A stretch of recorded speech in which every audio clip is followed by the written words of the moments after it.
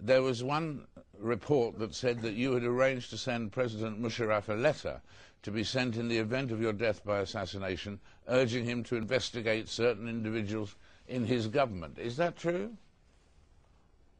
Yes, it is true that I wrote to General Musharraf. I received information from General Musharraf that a friendly country had passed on to them the information that I could be attacked by a gang from the Afghan warlord Baitullah Masood, or by Hamza bin Laden, the son of Osama bin Laden, or by the Pakistani Taliban in Islamabad, or by a group in Karachi. So I sent back a letter saying that while these groups may be used, I thought it was more important to go after the people who supported them, who organized them, who could possibly be the financiers or the organizers of the finance for those groups. And I named 3 individuals who I thought were their sympathizers. Now I understand that I could be wrong and my suspicions could be misplaced, but these are the people that I suspect want to stop the restoration of democracy.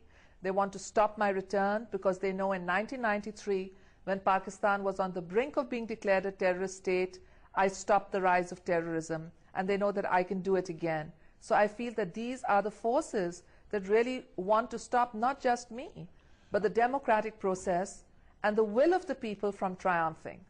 And in terms of these 3 people that you mentioned, were they members of or associated with the government?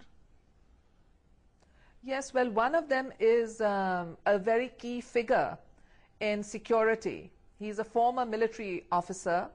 He is someone that has had dealings with Jaish-e-Mohammed, one of the banned groups with Maulana Azhar, who was in an Indian jail for decapitating 3 British tourists and 3 American tourists. And he also had dealings with Umar Sheikh, the man who murdered Osama bin Laden. Now I know that having dealings with people does not necessarily mean direct evidence, but I also know that internal security has totally collapsed in Pakistan, and that internal security cannot collapse without there being some blind eye, if not collusion, being turned to the rise of the militants and militancy.